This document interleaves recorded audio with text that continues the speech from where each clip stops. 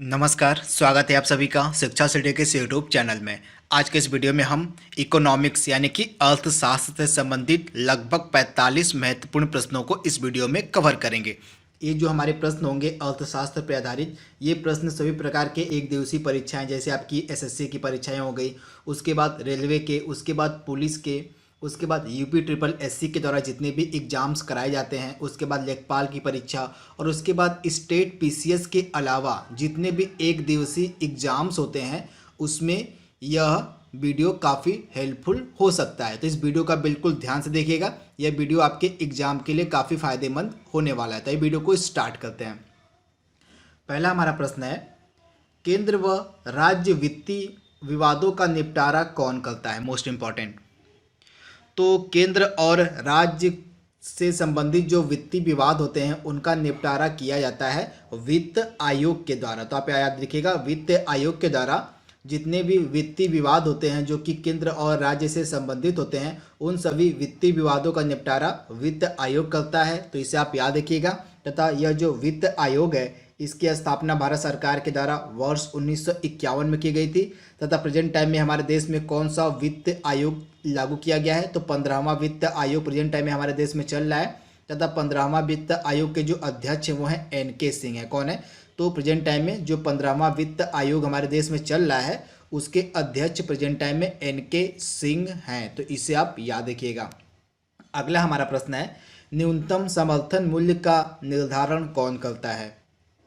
यानी जो हमारा एमएसपी होता है उसका जो निर्धारण है वो किसके द्वारा किया जाता है? तो न्यूनतम समर्थन मूल्य का जो निर्धारण है किया जाता है कृषि लागत व मूल्य आयोग के द्वारा। तो इसे आप याद रखिएगा। अगला हमारा प्रश्न है, उत्पादन का सबसे गतिशील कारक कौन सा होता है?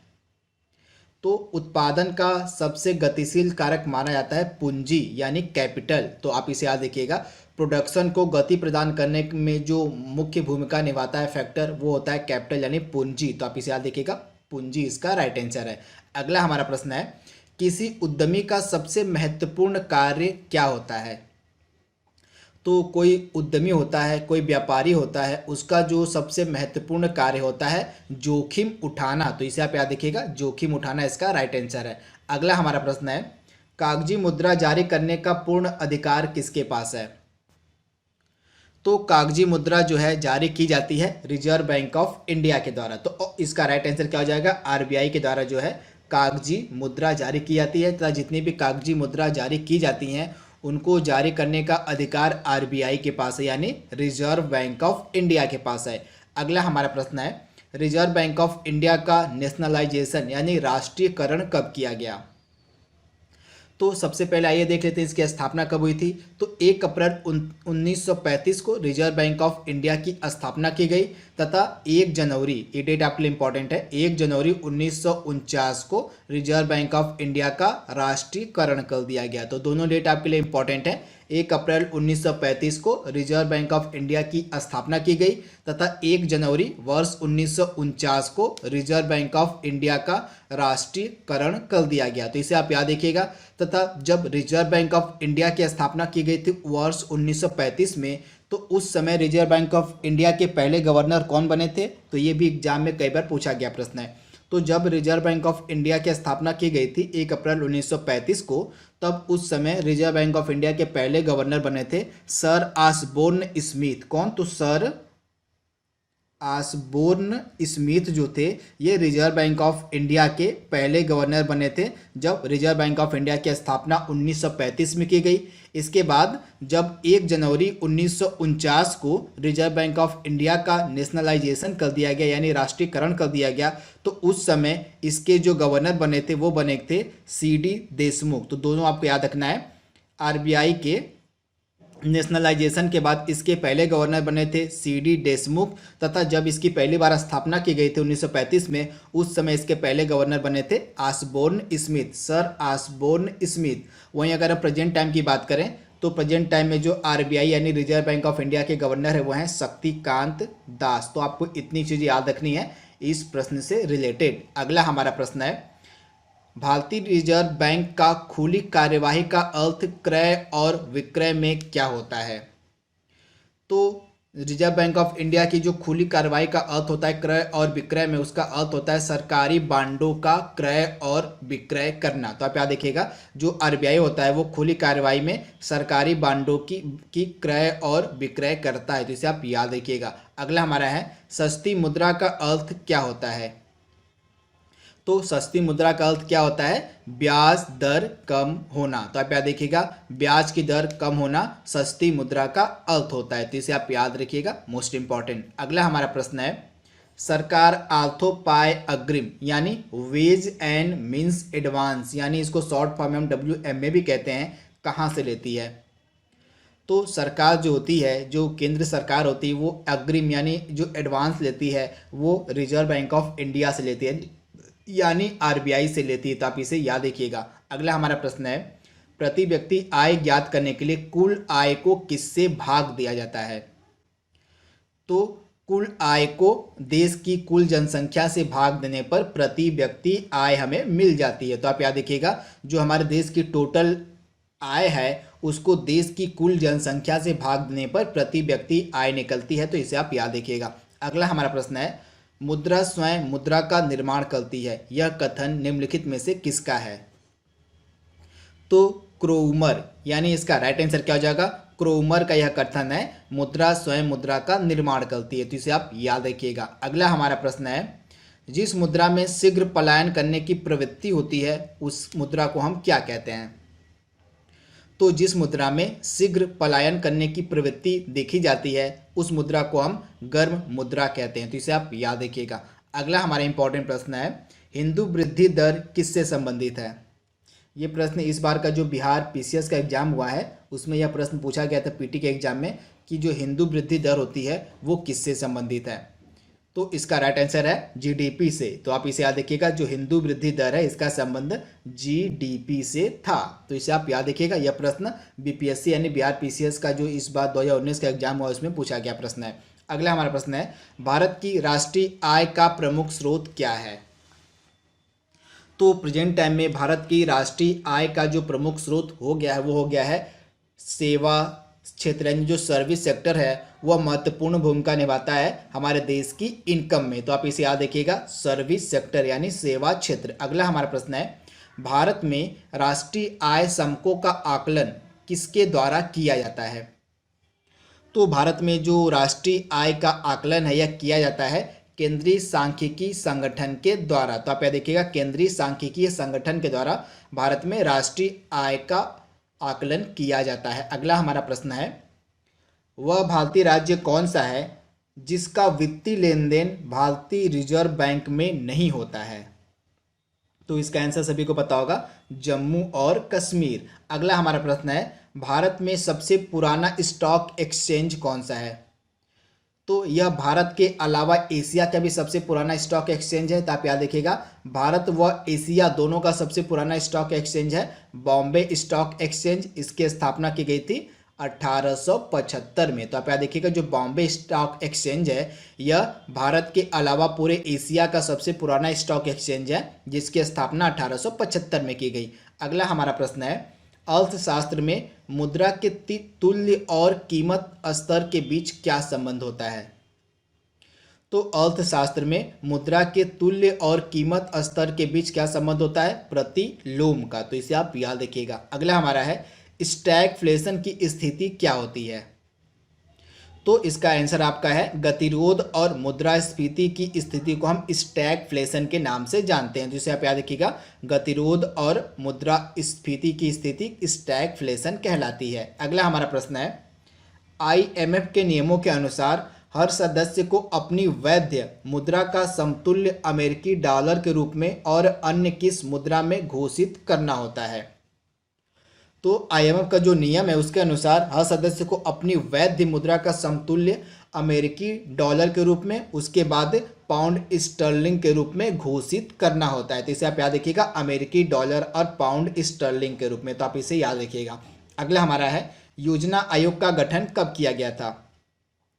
तो वर्ष 1950 में। आप याद रखिएगा, वर्ष 1950 में योजना आयोग का गठन किया गया था।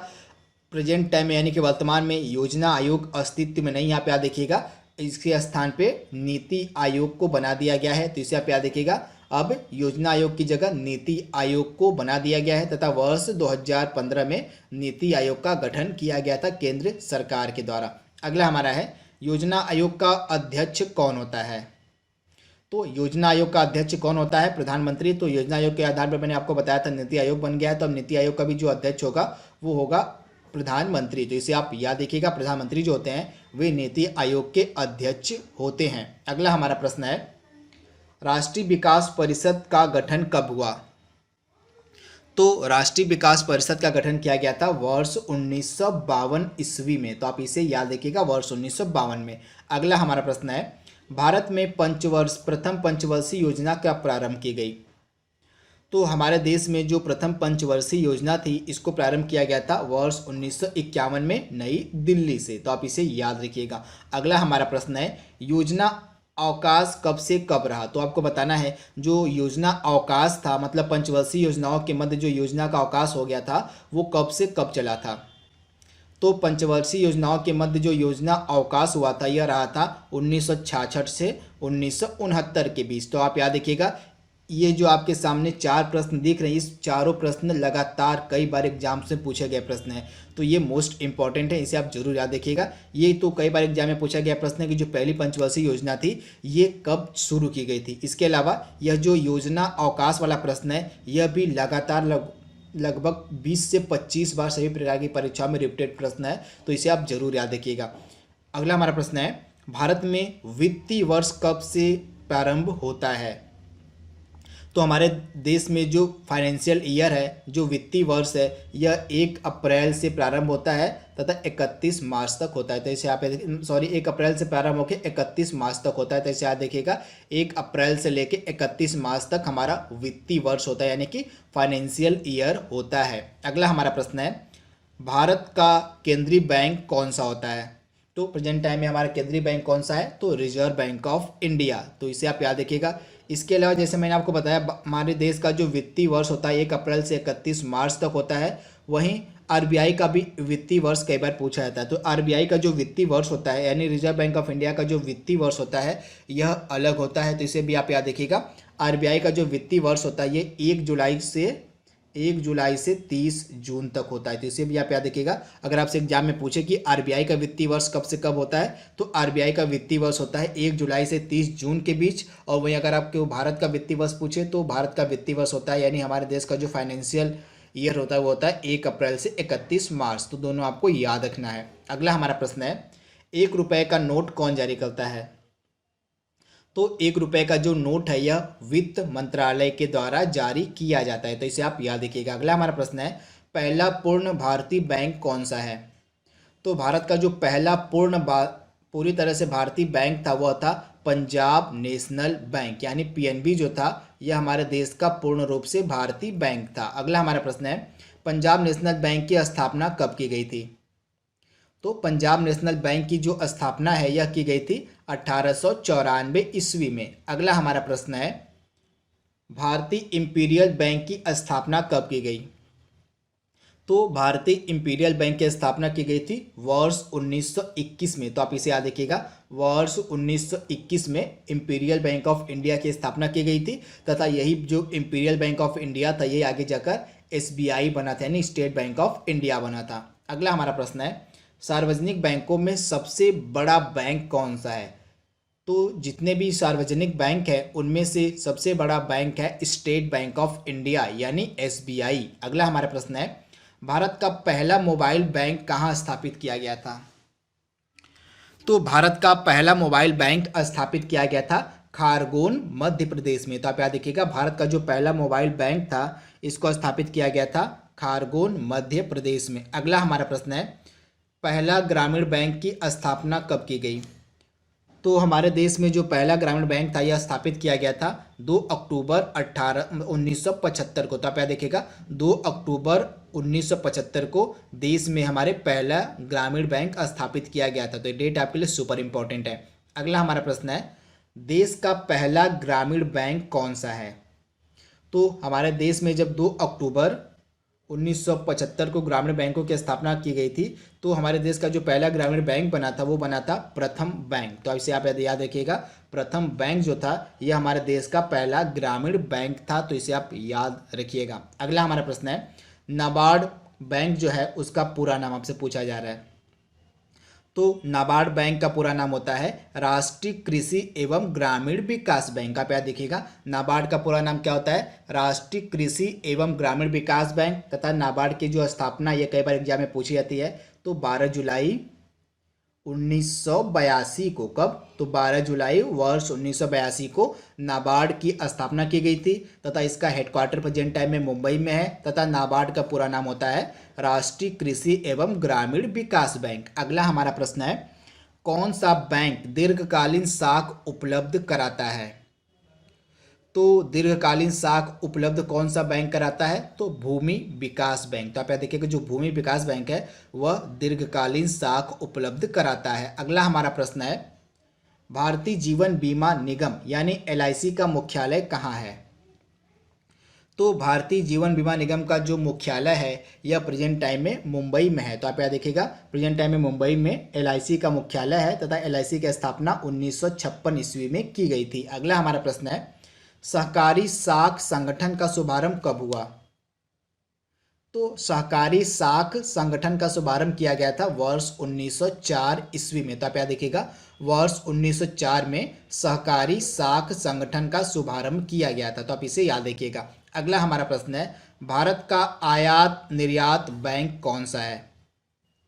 तो एक्जिम बैंक जो हमारा है यह भारत का आयात व निर्यात बैंक है। तो इसे आप याद रखिएगा, एक्जिम बैंक। तथा एक्जिम बैंक की जो स्थापना है यह 1982 में की गई थी। इसका हेडक्वार्टर कहाँ पे है, तो इसका हेडक्वार्टर भी प्रेजेंट टाइम में मुंबई में है। तो इसे आप याद रखिएगा। अगला हमारा प्रश्न है, भारत में रुपये का अवमूल्यन यानी डीवैल्यूएशन कब किया गया था पहली बार। तो भारत में रुपए का जो अवमूल्यन है यानी कि डीवैल्यूएशन है पहली बार किया गया था वर्ष 1949 ईस्वी में। तो आप याद देखिएगा, वर्ष 1949 में भारत में रुपए का पहली बार डीवैल्यूएशन यानी अवमूल्यन किया गया था। तो ये डेट आपके लिए इंपॉर्टेंट है, वर्ष 1949 में। अगला हमारा प्रश्न है, वे कौन से बैंक हैं जिन्होंने किसानों को अपने तक पहुंच आसान बनाने के लिए किसान क्लब बनाया। तो किसानों को किसानों की अपने तक पहुंच को आसान बनाने के लिए यानी अपने बैंकों तक किसानों की पहुंच को आसान करने के लिए जो किसान क्लब है यह बनाया गया था क्षेत्रीय ग्रामीण बैंकों के द्वारा। तो आप याद रखिएगा, क्षेत्रीय ग्रामीण बैंकों में किसानों की पहुंच को और आसान बनाने के लिए क्षेत्रीय ग्रामीण बैंकों के द्वारा किसान क्लब की स्थापना की गई थी। तो इसे आप याद रखिएगा, इसका राइट आंसर हो जाएगा क्षेत्रीय ग्रामीण बैंक। अगला हमारा प्रश्न है, भारतीय जीवन बीमा निगम यानी LIC की स्थापना कब की गई। तो LIC की जो स्थापना है यह 1956 ईस्वी में की गई थी। तो आप याद देखिएगा, वर्ष 1956 में LIC की स्थापना की गई थी। अगला हमारा प्रश्न है, भारत में नोट जारी करने के लिए कौन सी प्रणाली अपनाई जाती है। तो भारत में नोट जारी करने के लिए कौन सी प्रणाली अपनाई जाती है, तो न्यूनतम आरक्षित प्रणाली। तो आप इसे याद देखिएगा, भारत में नोट जारी करने के लिए न्यूनतम आरक्षित प्रणाली अपनाई जाती है। अगला हमारा प्रश्न है, भारतीय मुद्रा को पूर्ण परिवर्तनीय कब बनाया गया। तो भारतीय मुद्रा को पूर्ण रूप से परिवर्तनीय कब बनाया गया था, तो 1993 और 94 के केंद्रीय बजट में। तो आप देखिएगा, 1993-94 के केंद्रीय बजट में भारतीय मुद्रा को पूर्ण रूप से परिवर्तनीय बना दिया गया था। आज का हमारा लास्ट प्रश्न है, रिजर्व बैंक ऑफ इंडिया का मुख्यालय कहाँ है। तो RBI का प्रेजेंट टाइम में मुख्यालय मुंबई है, जैसा कि मैंने आपको बताया था। इसकी स्थापना की गई थी 1 अप्रैल 1935 को। इसके बाद इसका राष्ट्रीयकरण किया गया था 1 जनवरी 1949 को। तथा इसके प्रेजेंट टाइम में जो हैं गवर्नर कौन है, तो शक्तिकांत दास हैं। तो इसे आप याद रखिएगा। तो दोस्तों, यहाँ पे हमने टोटल 46 इंपॉर्टेंट प्रश्नों को कवर कर लिया है जो कि इकोनॉमिक्स पे आधारित थे। आई होप आपको वीडियो पसंद आया होगा। तो आज के लिए बस इतना ही। Thank you, thanks for watching, thank you. Hello friends, जैसा कि मैं आपको रोज़ प्रमोशनल वीडियोस में बता रहा हूँ कि अनअकैडमी के सब्सक्रिप्शन जो हैं वो महंगे होने वाले हैं। तो मैं यही आपसे कहूँगा कि अगर आप सब्सक्रिप्शन लेने के मूड में हैं, अगर आप सब्सक्रिप्शन लेने के लिए प्रिपेयर्ड हैं, जो कि आपके ग्रुप डी के भी एग्जामिनेशंस हैं प्लस एसएससी के एग्जामिनेशंस हैं आपके, तो ज़रूर आप एसएससी कैटेगरी में जाके सब्सक्रिप्शन ले सकते हैं, जहाँ कि आप देख रहे हैं कि प्राइसेस जो है जल्दी बढ़ने वाले हैं और प्लस अभी आपको एक्स्ट्रा डिस्काउंट्स भी चल रहा है जिसके बारे में हम बताएंगे। तो जल्दी से सब्सक्रिप्शन ले लीजिए। बेनिफिट्स क्या क्या मिलेंगे कि आपको डाउट क्लास सेशंस को प्रायोरिटीज दी गई हैं, वो आपको मिल जाएंगे, लाइव सेशंस मिल जाएंगे, लाइव क्लासेस मिल जाएंगे, इंटरेक्टिव क्लासेस जिसमें मेरी भी क्लासेस देती हैं। कोड यूज़ करना पड़ेगा आपको wimlace@14, ठीक है। wimlace@14 जैसे ही कोड यूज़ करेंगे तो आपको क्या होगा, यहाँ पे 20% ऑफ अभी मिल जाएगा, प्लस अप टू 10% तक ऑफ जो है वो कॉइन से भी मिल जाएगा। तो अप्रॉक्स 20 to 30% तक ऑफ पा सकते हैं। तो जल्दी ही प्राइसेस बढ़ने वाले हैं। मैं आपसे यही कहूँगा जल्दी से सब्सक्रिप्शन ले ले, ताकि ज़्यादा से ज़्यादा क्लासेस का और कम पैसे में आप इसका फ़ायदा उठा सकें। प्लस अभी देखिए मैंने बताया कि 29 जुलाई तक अगर आप सब्सक्रिप्शन लेते हैं तो 20% का आपको ऑफ भी मिल जाएगा, डिस्काउंट भी मिल जाएगा। कोड या क्या यूज़ करना है, कोड वही यूज़ करना है VIMLESH, ठीक है, wimlace@14। इस कोड को यूज़ करके आप सब्सक्रिप्शंस में ऑफ पा सकते हैं। ध्यान रखिएगा, wimlace@14 कोड को यूज़ करके आप सब्सक्रिप्शन में 20% का ऑफ पा सकते हैं और प्राइजेस आपके जो बढ़ने वाले हैं उससे भी आपको रियायत मिल सकती है। तो उम्मीद करता हूं दोस्तों आप जल्दी से सब्सक्रिप्शन ले लेंगे। अगर आप उसके इंटरेस्टेड होंगे तो जरूर सब्सक्रिप्शन ले लेंगे। Thank you so much. चलिए मिलते हैं हम आपको लाइव क्लास में।